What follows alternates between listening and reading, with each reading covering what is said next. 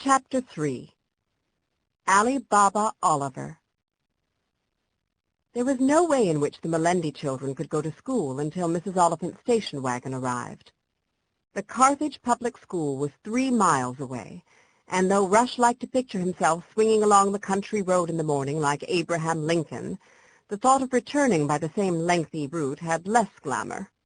Willie's friend, Mr. Purvis, the garbage collector, said he'd be glad to take 2 of the children to town each morning, but there'd be no room for the other 2 except in back with the garbage. Oliver couldn't see why this wasn't a practical arrangement. Still, they hadn't so long to wait. They had arrived on Friday evening, and the station wagon was due to appear on the following Thursday. In the interval, they unpacked and explored and had picnics every day in a different place.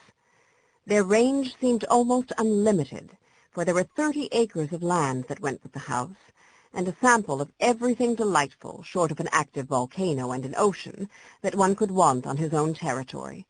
Brook, woods, stable, hollow tree, and summer house.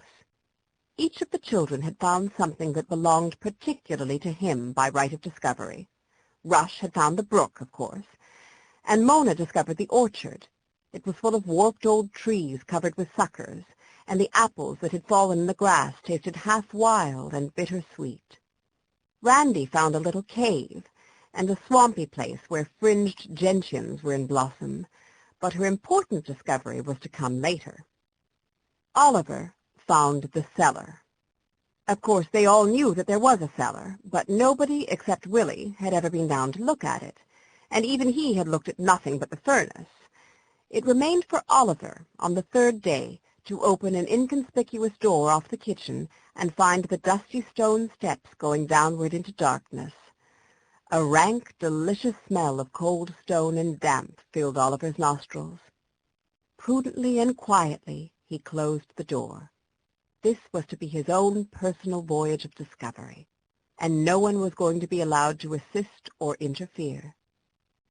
He tiptoed up the back stairs to borrow Rush's flashlight, without mentioning his intention to Rush, who was conveniently practicing in the office.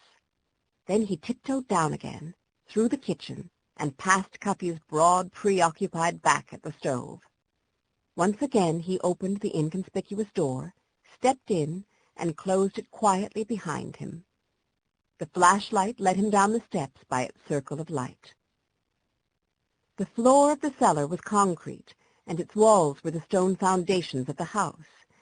The air of the place was dank and still, like the air of a medieval dungeon. Oliver breathed it deeply. Overhead dangled a fixture with no bulb in it, but he saw that there were windows, small windows flush with the ceiling.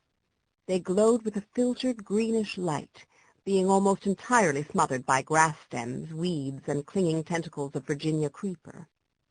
He switched off the flashlight, enjoying the mysterious gloom.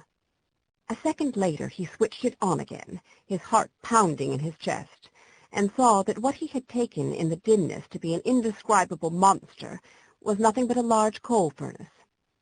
Something like the one at home, only bigger and more complicated, with great brawny pipes and tubes, and a grate in its lower door that looked like teeth in an iron mouth. "Hello, furnace," Oliver said, placatingly. He opened the door with a grate and stuck his head in and sniffed the smell of dead ashes. He turned the flashlight into it, too, but saw nothing except some very old cinders, so he closed the door and went on with his exploring. The only other things in the furnace room were a stack of dry logs that crackled from time to time as though full of mice, and a bin with coal in it. Oliver went into the bin and climbed up and down the slipping mountain of coal. He fell once or twice, but that only added to his pleasure, and the damage of his clothes. He pretended he was climbing a crater in the Valley of 10,000 Smokes. At the end of 15 minutes, when he emerged, he was black as a Cardiff coal miner and extremely happy. From the furnace room, 2 other chambers opened out. In the first one, Oliver found an old bed spring, an empty barrel, and a mason jar high up on the window-sill containing nothing but a large hairy spider, which he did not disturb.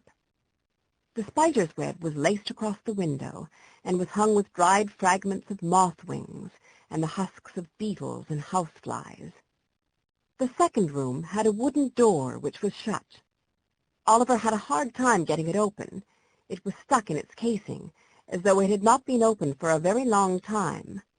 But he pushed against it with all his weight, and finally it flew open, and he flew into the room with it. He could hardly believe his eyes. This room was smaller than the other, and it was to Oliver as the cave was to Ali Baba, a storehouse full of treasure.